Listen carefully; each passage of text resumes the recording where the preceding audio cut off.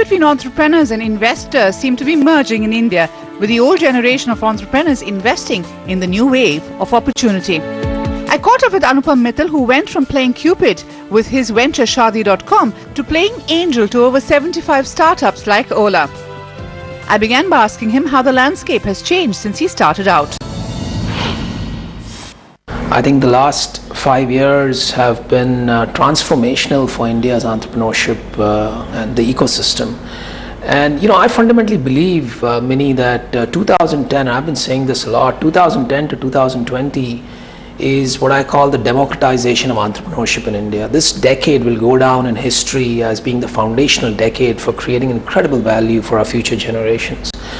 And what you need for a thriving entrepreneurial ecosystem really, besides of course people who are going to put money behind you, is you need a lot of confidence and believability, which so far did not exist in our ecosystem. There was a high fear of failure and all the trappings that came with being in the Indian cultural context.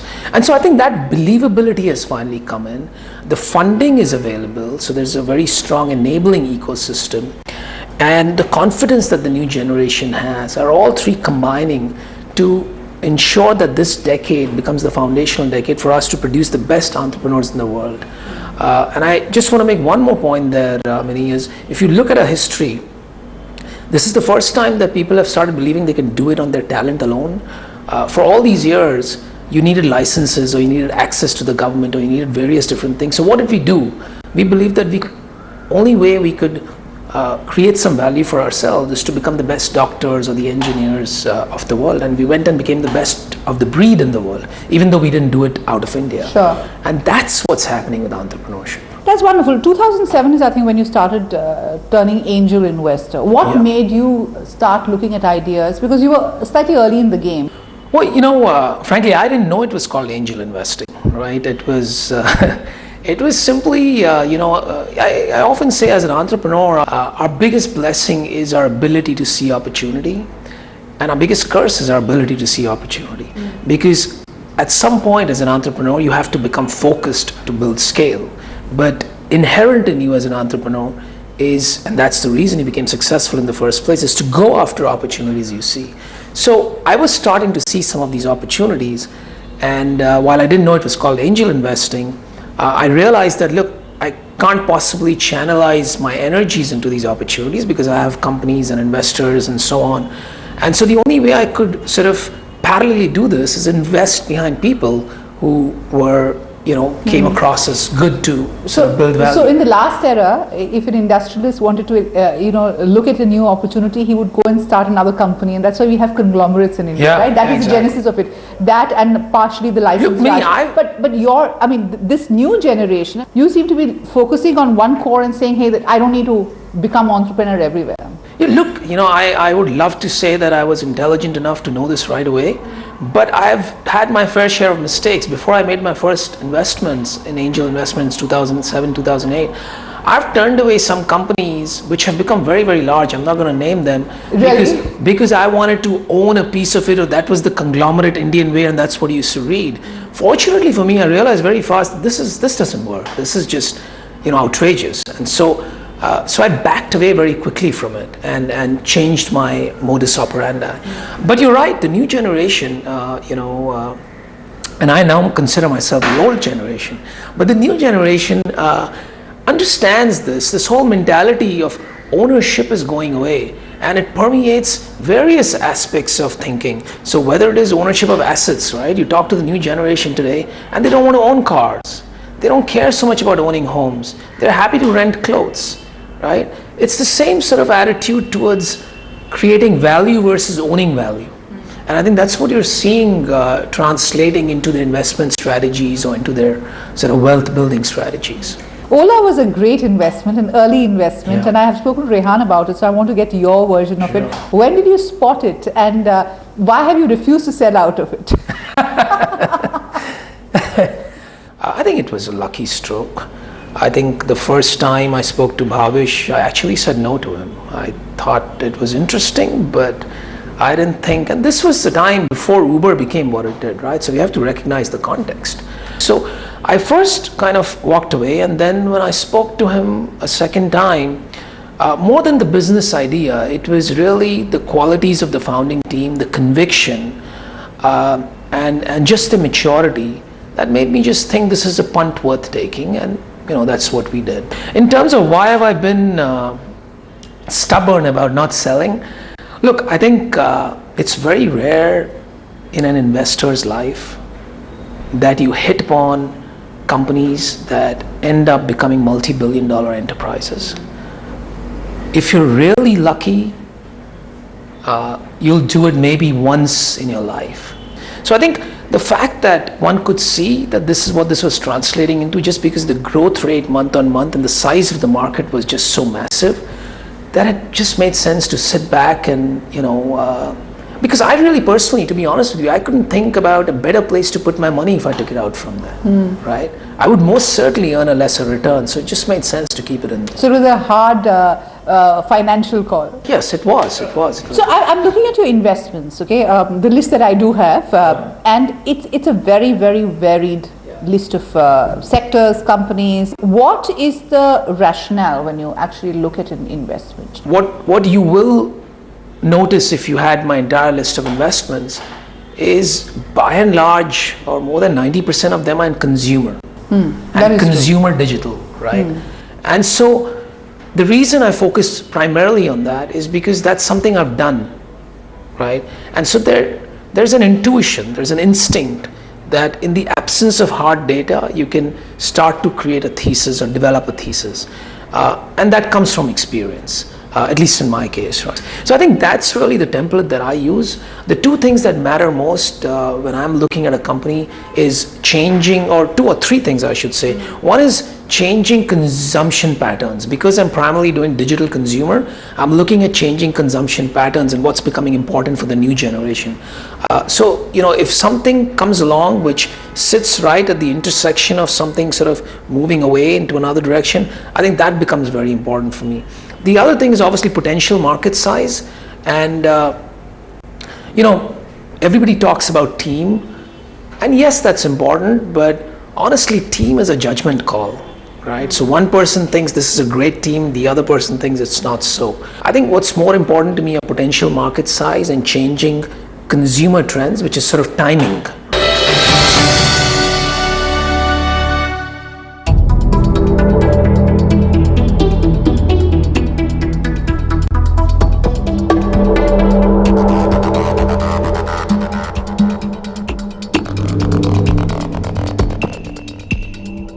Presented by 63 Moons, the new digital ecology.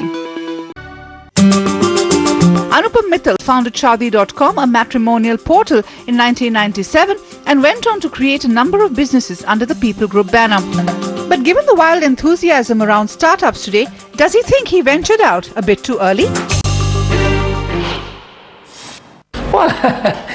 Well, it's very important to keep things in context, right? In our business or the stuff that we do in the startup world, it's very easy to get carried away and try to be the next hot thing and lose your way very quickly, right?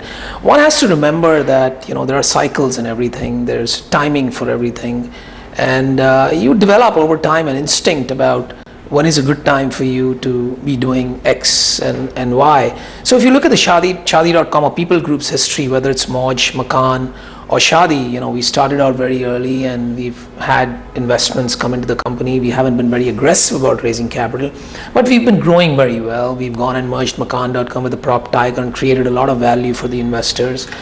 And I think the journey has just kind of begun, right? If you look at the Western world, Match.com, after 15 years of being in this business, owning some of the largest names in the world like Tinder and so on, is finally filing to go public. And we're all eager to see what happens. I think, the valuation will be incredible, right? It could be in the $8 to $10 billion range, and we wait to see that. So I think in the Indian context, you're right that we were very early.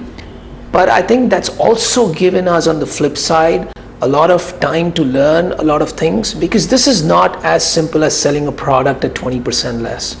This is the second layer of complexity that you're solving, which is people's behavioral pattern recognition, trying to put two people together, getting people to use these interfaces in a way that's very intuitive and so on. So I think this is going to be a bit of a slow burn.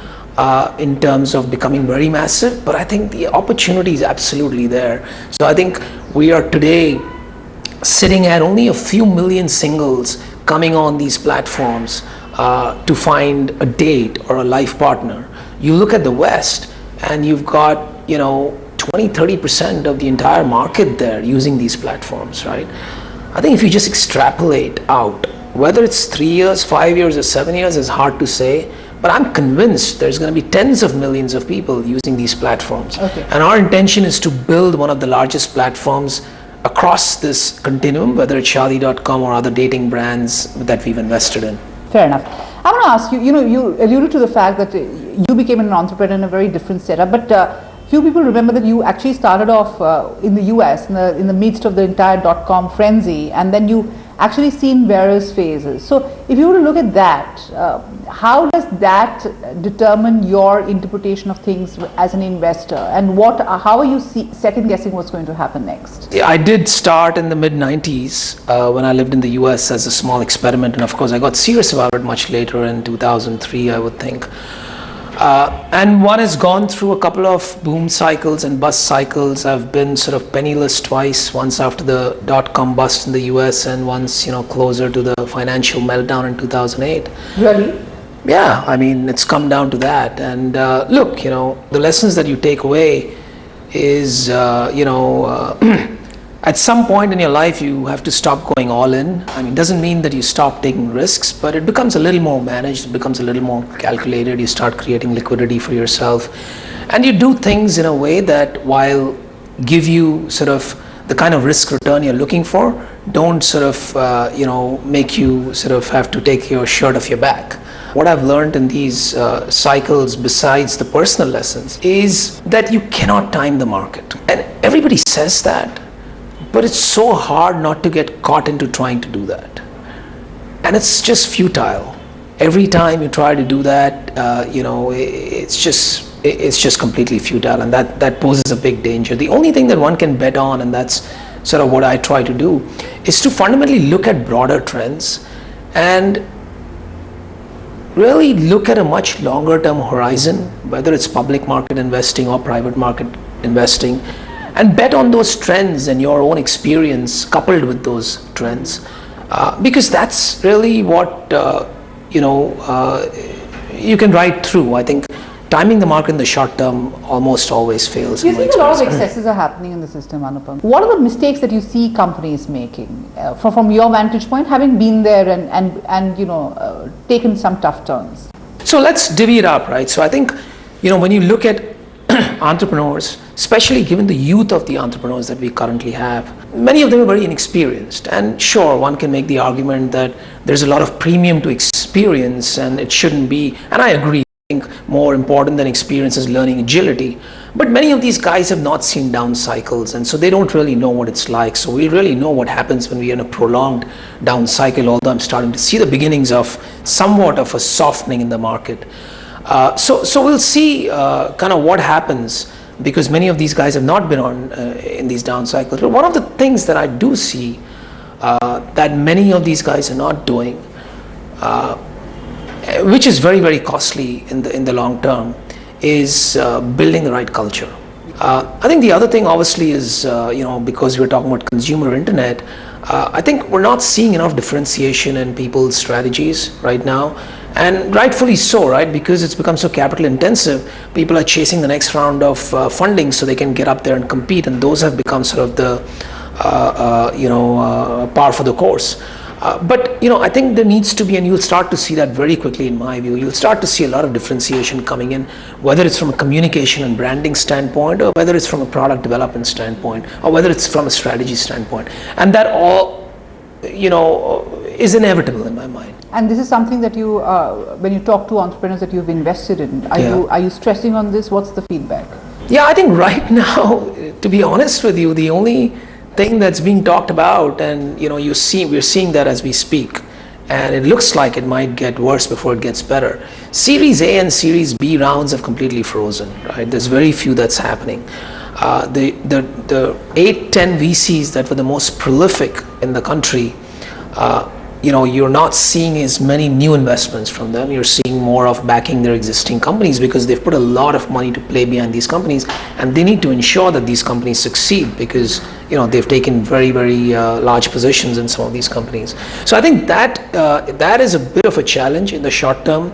Most of the conversations with my startups right now, because they've all raised capital or seed stage based on the premise that they'll be able to raise Series A and Series B. So to be honest with you, the conversations really are about how do we get creative about Series A and Series B? What are the alternative sources of funding? Do we need to get into sort of a bootstrapping mode, or do we need to get into profitability mode? And so we're figuring that out as we speak. Right. The other trend that has happened, Anupam, is a lot of investors forcing entrepreneurs to veer away from what they started out with. You've been an entrepreneur, and I don't know what your approach to the companies that you've invested in is, but what would your advice to entrepreneurs be or investors be? Because is it important that the entrepreneur gets a free hand in his vision, or are they too young and too inexperienced to get that? It's a little bit of a gray area. I'm not the kind of guy who's putting $50 million or $500 million behind a company. So it's very hard for me to speak for the guys who are, right? They are carrying a very different risk profile, and sure. I'm sure they're very smart people who know what they're doing. But from my perspective, look, I'm very happy if I put my money in a company and I never speak to that entrepreneur again. That to me is the best investment, because he knows exactly what he's doing and he's going to someday return a lot of money to me. Of course, unless he's a crook, which doesn't quite happen in our ecosystem. But that's really my approach. I'm not that hands-on operationally. I believe that the entrepreneur knows his business the best. If you've chosen correctly in terms of maturity and learning agility, the entrepreneur should be able to figure it out himself or herself. Forcing entrepreneurs to take a certain road is almost never a good idea.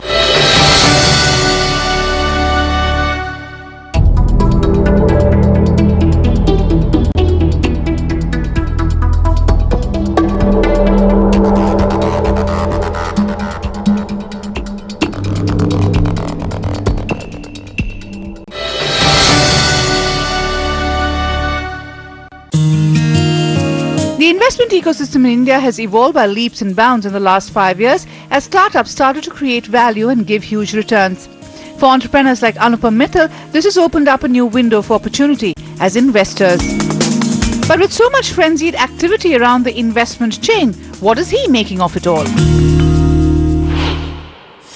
So I think what you're seeing really right now is a few things, right? One, in the last 10 years, you've seen the emergence of a new crop of entrepreneurs in this country who've been there, built companies not based on their family wealth, but based on simply based on their talent, right? And so whether it's the Narayan Murthis of the world and so on, and they've sort of now retired from their day jobs and are really understand the value of investing back, and because they've done it themselves, they understand and recognize and acknowledge that a lot more people will do it. So they recognize the opportunity almost.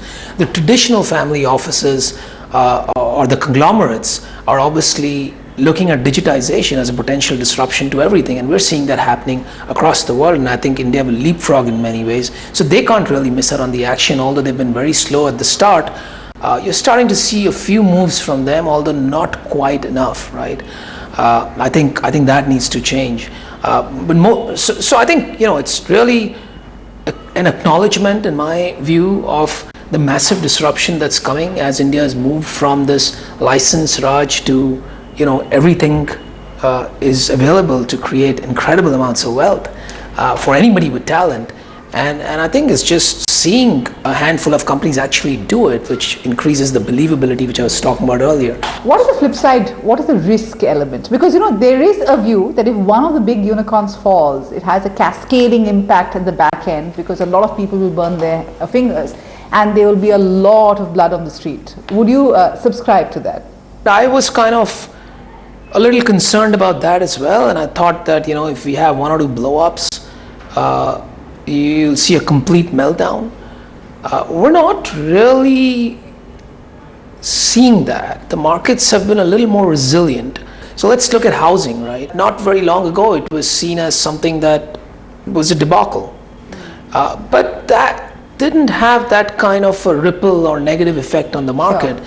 And the reason is because it's not just sentiment driving these valuations. You're seeing real businesses and real volume and real growth. And a lot of money backing it. And a lot of money, of course, but let's juxtapose this with 2000. You had a lot of money backing a lot of sentiment and eyeballs with really not a whole lot of business models it's or revenue. Fundamentally changed in that context? Completely. Between 2000 and now? Oh, absolutely. So if you look at the companies that went public then and just run the numbers, there's a lot of sobriety you can take away from that. Really? Absolutely. So I think there's no frenzy like last time, like 2000. Well, there are. So again, let's break it down. There are pockets of frenzy. I think right now there's a lot of frenzy in the early stage, right? Pre-Series A. Angel investing has suddenly become so sexy that everybody wants to do it, and understandably so, right? Like you get to, call the shots, and there's glamour associated with it, and potentially you make millions of dollars because something's going to become worth several $billion. Well, I don't think that's going to be that simple. So there's a lot of frenzy in that part of it. As a voice of sobriety in this frenzy, out of the 75 that you've invested in your mind, how many do you think are going to fall off the wayside? And it's a tough question. I mean, I'm sure you believe in all of them, but as a ratio, how I many? think that's part of the plan, right? If enough are not failing, that means I'm not taking enough risks, which means I'll never make enough returns. So that's by design. I think several will fail, and not because the entrepreneurs didn't try or they weren't right. Sometimes the timing is off, right? So I think 5 have already failed. I expect at least another 15, 20 to fail. You have to go in with your eyes wide open, and you have to be very patient and tolerant about this. I've seen investors, and look, not because they're bad people, just because they haven't had that experience, start to get very flustered when 1 or 2 companies of theirs start shutting down, and they start calling these entrepreneurs and saying, hey, you need to return my money and so on. That's not going to work. Last question, Anupam. You've had a long, and rich stint in the entrepreneur space. Also, you've had varied experience in the digital space. Now, that's where a lot of the focus is. Consumption and consumer is where the focus is. What are the 3-4 trends that you are watching out closely and you think are going to be the next mega trends or mega waves going forward?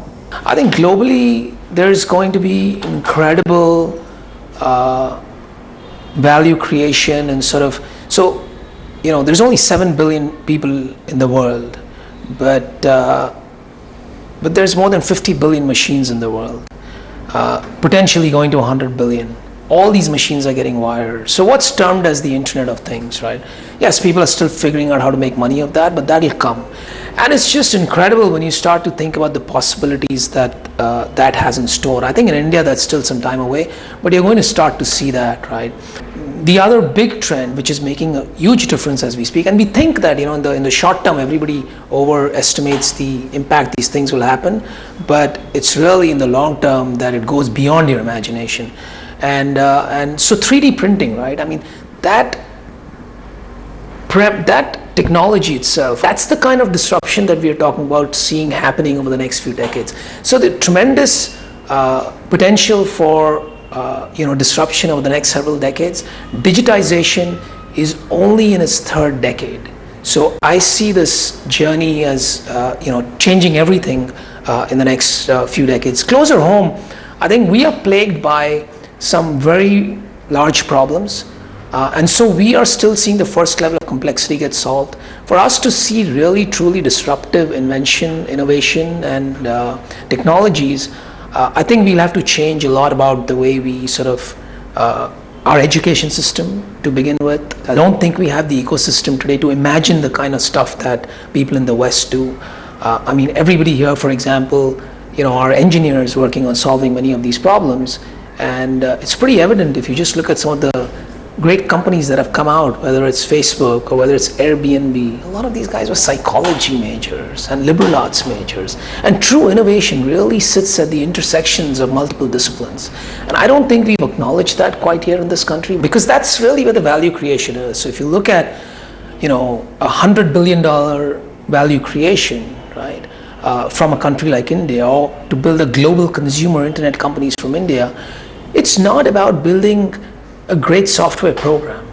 It's about the human side of it. It's about the brand. How do you build sex appeal in your products like Apple has done? How do you understand behavioral psychology like Facebook has done, right?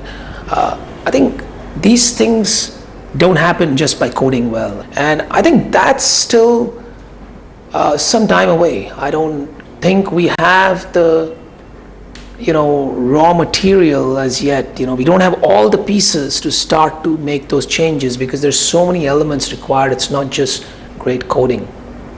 And hopefully we'll get there as well. Great, Anupam. Thanks so much. Always a pleasure talking to you. Thank you, Mani. Thank you so much.